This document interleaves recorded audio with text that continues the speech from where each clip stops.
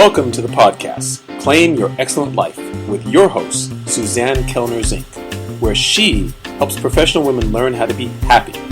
Suzanne will teach you how to do this through building high self-esteem, relaxation and calm, and good, healthy relationships.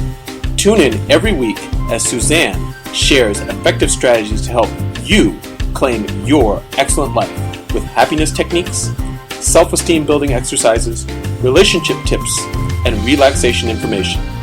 Make sure to head over to dawningvisions.com to subscribe to the newsletter to receive your keys to happiness, as well as other useful free gifts for you. In this episode of Claim Your Excellent Life, we are going to talk about something that is, well, happier than my last podcast in any case. We are going to speak to how one chooses a great career for oneself. Because I've been getting a lot of what they call A to A questions on Quora regarding how do I become happy? Should I do work and get into a career that my parents think I should get into? Well, I have some very definite ideas about this and a philosophy as well. And I have to thank my father for this, because if I hadn't learned by his side in his dental office, I probably wouldn't be the free-thinking, outside-the-box content developer and, shall I say, hypnosis provider that I actually am. Look, we only have one life to live, and we spend so many hours in our workplace. It is imperative that you choose to do something that really rocks you, something you feel really good about, something that you're interested in, something where you can create a schedule that works for you. In my case, I am not a morning person. Yes, as I've gotten older, I'm now 56, I wake up kind of early, 6:30, 7 o'clock in the morning, something like that. And I used to wake up at 10 o'clock in the morning. And I use that morning time for myself. Many of the big names out there in internet marketing and elsewhere will tell you you need morning rituals. And I do have my morning rituals. I listen to podcasts, both upon wake up and when I go to sleep, to fortify my mind with some really great ideas and information and all kinds of subject matter. It doesn't really matter if it's marketing and sales or medical stuff or psychological stuff or just fun stuff. Just things that get my mind thinking in a really great way and will teach me something of interest to myself. Or maybe I'll turn on a YouTube by some of my favorite people, like, I don't know, Tony Robbins, or I really, really, really love anything that Bruce Lipton has put out, or one of the many, many, many people that I follow these days. There's too many to really count, but there's a lot of information out there to learn from people who are out there in the field doing really cool things. Learning and growing, and that's what life is all about, learning and growing. From there, I do my gratitudes, and I do my journaling, which is very useful in terms of coming up with really great ideas. It is the way that I found a way to Israel. What I thought would be 2 weeks turned out to be 2.5 months. Not a bad return on my investment journaling. It did take about 3 years to make that happen, but nonetheless, it happened. As well as my self-hypnosis. If you see a hypnotist who doesn't do hypnosis for themselves or get help with hypnosis from other colleagues of theirs, run the other direction. There's something called integrity and congruence. And if someone is unwilling to do what they are asking you to do, that is unfathomable. It is not okay. In any case, getting back to this whole idea of the career, my father really knew from the time he was 5 years old what he wanted to do. How someone wants to become a dentist in 1928, as crude as it was back then, I couldn't tell you. But the man was gifted at it. He loved it. And he loved his patients, and they loved him. And I'll tell you, when I saw people traveling for a couple hours each way after they moved out of the area to continue seeing him, that taught me something very endearing here. He was funny. He loved what he did. He was great at it. And he never oversold anything. In fact, I remember being at lunch with him at the Mount Kisco Diner when one of his colleagues was asking him how much he was charging for Ceramco crowns. And my dad said $375. And this guy said, well, I'm charging $425. To which my dad said, I make an excellent living. I'm able to raise 5 kids. My wife stays at home. I don't need to cheat my patients. I'm doing quite fine. That told me something really, really important. Another lesson I learned at his side during lunch, it's just coming to my mind now, is waitresses, even if they give really lousy service, as my dad would say, they live on their tips and they too need to eat. So remember these things, it's important. But what I'm getting to here is that the man was passionate about what he did. He said it was a combination of science and ceramics. I was doing a lot of ceramics in high school when I was working with him. Well, when I first began, actually. So he brought that up and he showed me the really cool ceramics he was doing in terms of making new teeth for people. It was wonderful. By his side, I learned how to be real, be who I am, and to never care about the clock because, quite frankly, as my dad said to me one day, when I was just glancing at the clock, it was the end of the day. I guess I was kind of tired, and I was passing instruments. He was cementing a crown into one of his patients' mouths, as I recall. He looks at me and he says, "Susie,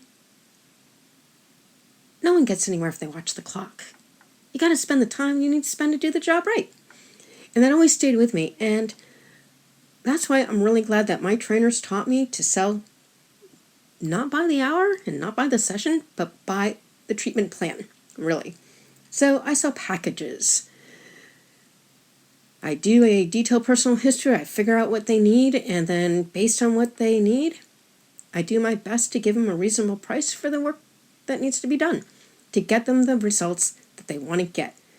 In my dad's case, it was a beautiful mouth. In my case, it's living without the negativity, emotionally speaking, or physical illness if they're going through some of that, to have a compelling future that's more important than being ill. Let me tell you something, it really does work when you frame it up that way for your clients. They're more willing to do the work, they show up, they pay, it's wonderful. And I learned that all out by his side. And to think that in the beginning, I didn't even want to work with him. I was so intimidated by my father. My God, he was brilliant. He could do 3 things at once and do it all well. And I couldn't even get through elementary school. I think I got out of high school with a B- cum, and I was taking all the easy courses. They weren't even college-ready courses because I had so many learning disabilities. But I did get a B in biology my sophomore year. It was the summer after my sophomore year. And I loved it. And we did the same amount of work in one day that they did during a whole week during the year. So I was pretty proud of that. However, my dad did end up sending me to college, and that was against his better judgment, and I did really, really well there. But I didn't really do elementary school teaching or teaching with moderate special needs, although I have to say that education helped me to compensate for many of my learning disabilities, and it also has become very helpful in terms of teaching my clients what is hypnosis, what is it not, and how to go about doing the things they need to do in order to move forward in their lives. An amazing, amazing gift, actually. It just got, shall we say, cross-purposed to work in terms of the work that I do now. And of course, creating trainings is all educational as well. So it certainly wasn't wasted, which my mom said nothing you ever learn is ever wasted. She was absolutely right. In any case, my philosophy is simple. Go figure out what you love to do. Figure out what you're interested in. And then go take the time to learn it really well. So you can be one of the top 1% of the 1%, as my dad would put it. And then put yourself out there to do well by your community.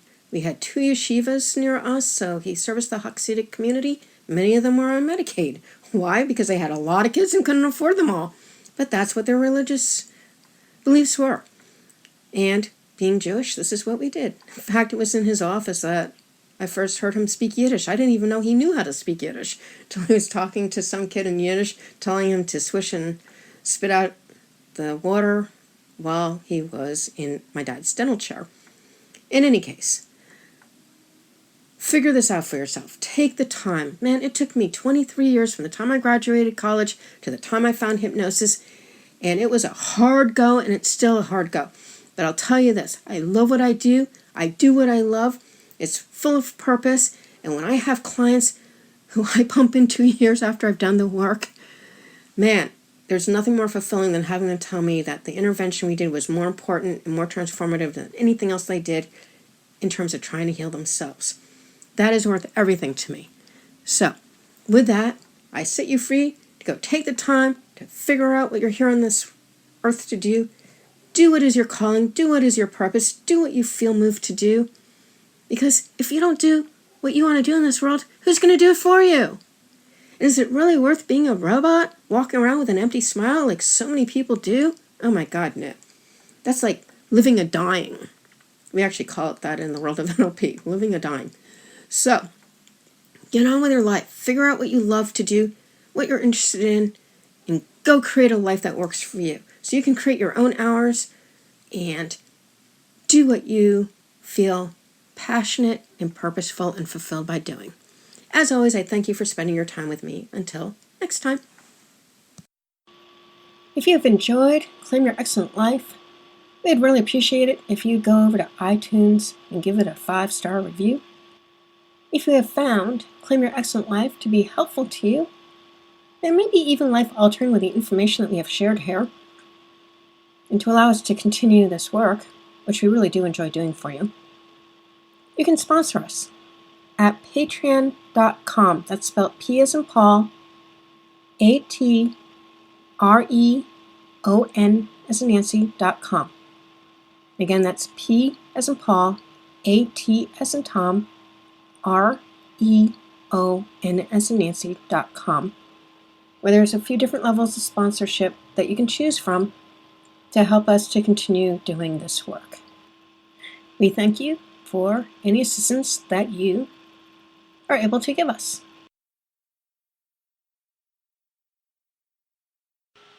Thank you for listening to the podcast, Claim Your Excellent Life, with your host, Suzanne Kellner-Zinck, where she helps professional women learn how to be happy.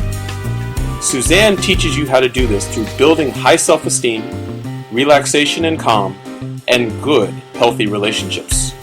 Tune in every week as Suzanne shares effective strategies to help you claim your excellent life with happiness techniques, self-esteem building exercises, relationship tips, and relaxation information. Make sure to head over to dawningvisions.com to subscribe to the newsletter to receive your keys to happiness, as well as other useful free gifts for you.